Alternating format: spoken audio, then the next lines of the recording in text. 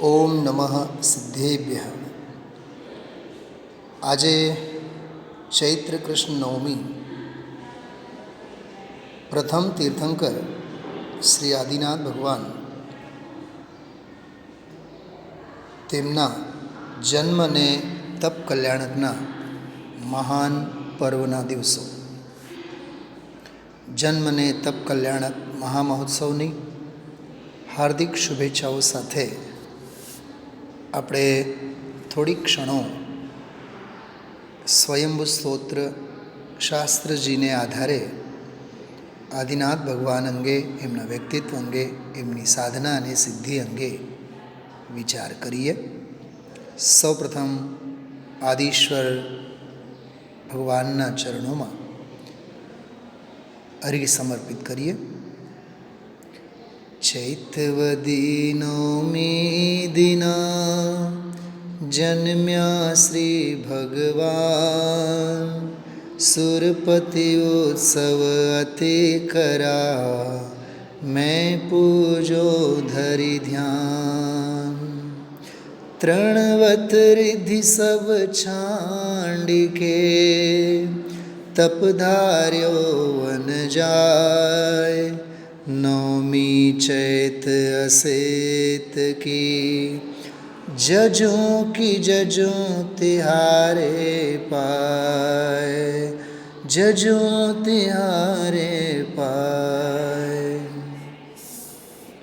કલિકાલ સર્વજ્ઞ સમંતભદ્ર દેવ એમની દાર્શનિક અને આધ્યાત્મિક ન્યાય શૈલી અને અધ્યાત્મ પ્રધાન સ્વયંભૂ સ્તોત્ર કૃતિમાં, જેમાં 24 તીર્થંકરોની વંદનાઓ તેમણે લખી છે, એમાં ભગવાન આદિનાથ આદિશ્વર ભગવંતોના ચરણોમાં પોતાની ભક્તિ ભાવના પ્રસ્તુત કરતા એક શ્લોકમાં તેઓ લખે છે.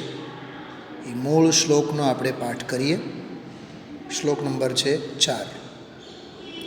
સ્વદોષમૂલં સ્વસમાધિ તેજસા,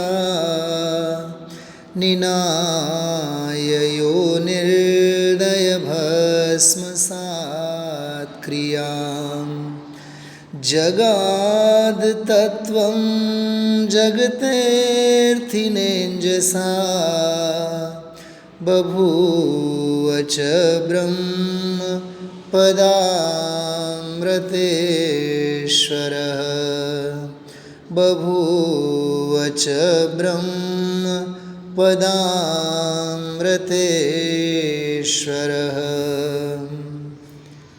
આ શ્લોકમાં 3 ક્રિયાપદો અને 3 બાબતોની નોંધ લીધી છે. સૌથી પહેલી વાત, સ્વદોષ મૂલમ સ્વસમાધિ તેજસા, યો નિર્દય ભસ્મસાત ક્રિયામ નિનાય. આ પહેલી વાત છે, જે પહેલી 2 પંક્તિમાં લખેલ છે. બીજી વાત જે 3જા ચરણમાં છે, અર્થિને જગતે અંજસા તત્વમ જગાત. અને ત્રીજી અને છેલ્લી વાત છે, બ્રહ્મપદ અમૃતેશ્વર બભૂવ. તો નિનાયક, જગાદ અને બભૂવ. બભૂવ એટલે થયા કે બન્યા, જગાદ એટલે કહ્યું, અને નિનાય એટલે નાશ કર્યા કે લઈ ગયા. કહેવાનો અર્થ 4 ઘાતીયા કર્મોનો સર્વનાશ કર્યો, નાશને પ્રાપ્ત કર્યા. 3 ક્રિયાપદો સાથે વિશેષ આ મૂળ શ્લોકમાં ઘણા ઊંડા ભાવો સમજવા જેવા છે. સામાન્ય અર્થ આપણે જોઈએ, जिन्होंने अपने राग द्वेष आदि दोषों के मूल कारण, राग द्वेष वगैरह दोषो એટલે ભાવ કર્મ, એમના જે મૂળ છે, કોણ છે મૂળ? તો કહે છે 4 ઘાતીયા કર્મ, જ્ઞાનાવરણ, દર્શનાવરણ, વેદની અને મોહનીય. આ 4 ઘાતીયા કર્મો છે એ રાગ દ્વેષ આદિકના મૂળિયા છે. પૂજ ગુરુદેવ શ્રી હંમેશા ગધેડાનો દાખલો આપીને જ્ઞાનીનું વ્યક્તિત્વ અંગે સમજાવતા હોય છે. ગાય દયાળુ હોય છે, દયાવાન હોય છે, ઘાસ ઉપરથી ખાય, મૂળિયા તો એમને એમ રાખે. ગધેડો એવો હોય કે તે મૂળિયા સાથે જ ઘાસને ઉખેડીને ખાય. એમ જ્ઞાની જડ મૂળમાંથી જ ઘાતિયા કર્મોનો અભાવ કર્યા છે. મોહ રાગ દ્વેષ આદિના જે મૂળ છે. કશાય ભાવોની ઉત્પત્તિ કેમ થાય? જો આવો પ્રશ્ન હશે તો એના મૂળમાં જવાબ એવો હોવો જોઈએ કે અરે રે, જ્ઞાનાવરણ, દર્શનાવરણ, વેદની અને મોહનીય આ મૂળ કર્મ છે, જેને લીધે મોહ રાગ દ્વેષ વગેરે બધા ભાવ કર્મોની રચના થાય છે.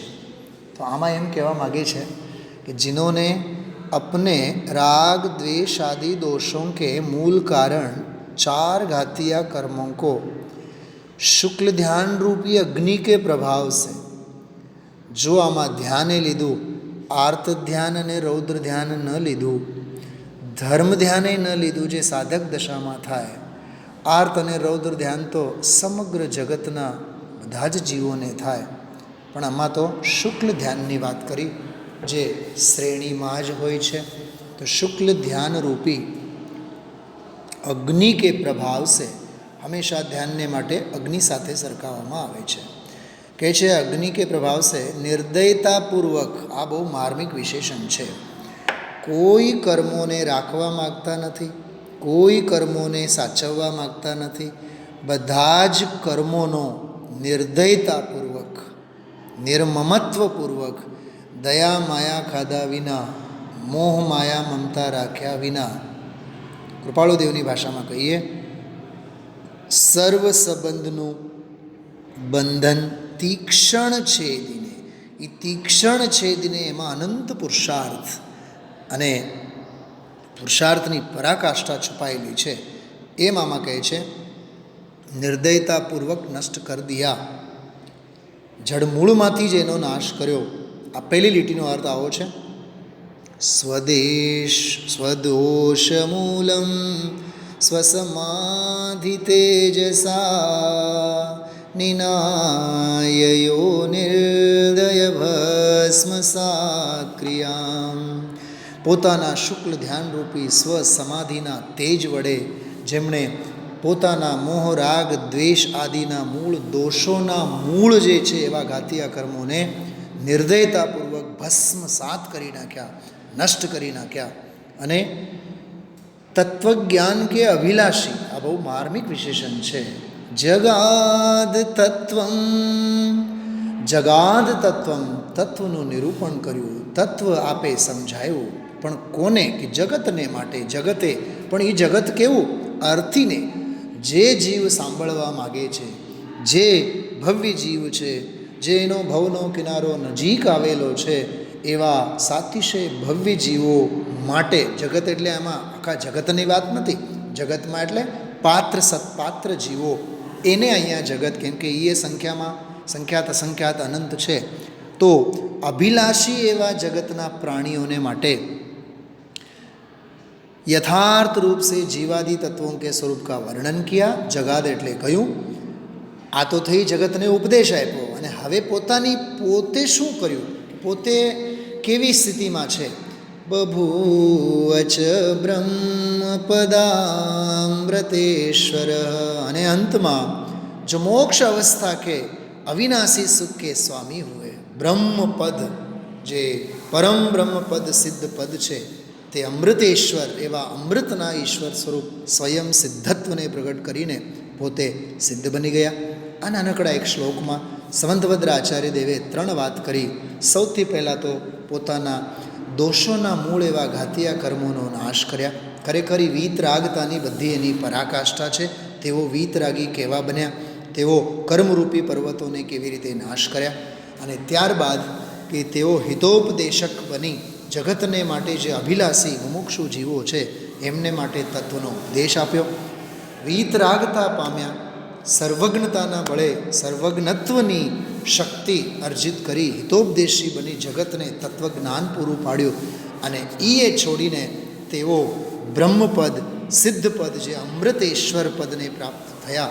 એવા આદિનાથ ભગવંતને આમાં વંદન કર્યા છે. ફરી એકવાર સંસ્કૃતનો શ્લોક અને એનો હિન્દીનો આપણે સરસ મજાનો ભાવવાહી અનુવાદ કાવ્યનો આસ્વાદ લઈએ અને આદિનાથ ભગવાનના જન્મને તપ કલ્યાણકના આ પાવન દિવસે આપણે તેઓના સત્પથ પર અગ્રેસર થઈએ એવી ભાવના ભાઈએ. સ્વદોષમૂલમ સ્વસમાધિ તેજસા નિનાય યોનિર્દય ભસ્મસાત ક્રિયામ જગાદ તત્વં જગતેર્થિનેંજસા બભૂવ ચ બ્રહ્મપદામૃતેશ્વરઃ. निज ध्यान अग्नि प्रभाव से रागादि मूलक कर्म को करुणा बिना है भस्म कीने चार घाती कर्म को. अरहंत हो जग प्राणी हित सत तत्व का वर्णन किया फिर सिद्ध हो निज ब्रह्म पद अमृतमयी सुख नित पिया अमृतमयी सुख नित पिया. આમ પરમ વીતરાગી, પરમ સર્વજ્ઞ અને પરમ હિતોપદેશી એવા આદિનાથ ભગવાન પરંપરાએ પરમ મુક્તિને પ્રાપ્ત કરીને અનંત આનંદ અને અમૃતમય બ્રહ્મપદને પામીને નમો સિદ્ધાણમમાં જઈને વિરાજમાન થયા. આપણે સહુ પણ આવા મંગલમય ભાવોને હૃદયમાં સંઘરીએ અને આત્મહિતના, આત્મસિદ્ધિના, સ્વયં સિદ્ધ સિદ્ધત્વની અમૃતમયી યાત્રામાં સૌ જોડાઈએ એવી મંગલ ભાવના સાથે વિરામ લઉં છું.